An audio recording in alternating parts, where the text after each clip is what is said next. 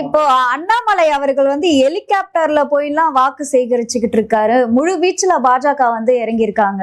அதாம்மா, பறந்து பறந்து பிரச்சாரம் பண்றாருமா. அவர் தேர்தலில் நிக்கலைன்னு சொன்ன காரணமே அதுதானே. ஏற்கனவே பேட்டி கொடுத்துருக்காரு. என்ன சொன்னார்னா, நான் வந்து 234 தொகுதிகள்லையும் பிரச்சாரம் பண்ணணும், ஆகையினால தான் நான் வந்து தேர்தலில் இருந்து இது பண்ணிட்டேன். பொறுப்பாளர்ல இருந்தும் நான் லெட்டர் கொடுத்துட்டேன். தமிழ்நாடு தலைவருக்கும் கொடுத்துட்டேன், அகில இந்திய பொறுப்பாளருக்கும் கொடுத்துட்டேன். அதனால நான் பிரச்சாரம் மாத்திரம் பண்றேன் அப்படின்னு. இல்லை, நான் கேட்குறேன், ஹெலிகாப்டர்ல போற அளவுக்கு ஒரு ஹெலிகாப்டருக்கு ஒரு நாளைக்கு என்ன வாடகை?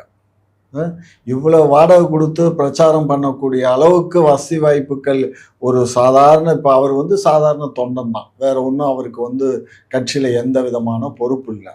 அப்போ சாதாரண தொண்டன் வந்து ஹெலிகாப்டர்ல போய் பிரச்சாரம் பண்ணக்கூடிய அளவுக்கு வசதி வாய்ப்புகள் சார், அந்த அளவுக்கு அந்த கட்சி அவங்க வந்து பாத்துக்கிறாங்க. அவர் தான் 2000 கோடி 2500 கோடி எப்படி வந்துச்சுன்னு சொல்லி வருமான வரி நோட்டீஸ் அனுப்பிச்சான்ல. ஆகையினால இதெல்லாம் வந்து ஒரு அதாவதுமா, பாரதிய ஜனதா கட்சி மாதிரி ஒரு பரதேசி பயல்களை இந்த நாட்டிலே பார்க்க முடியாது.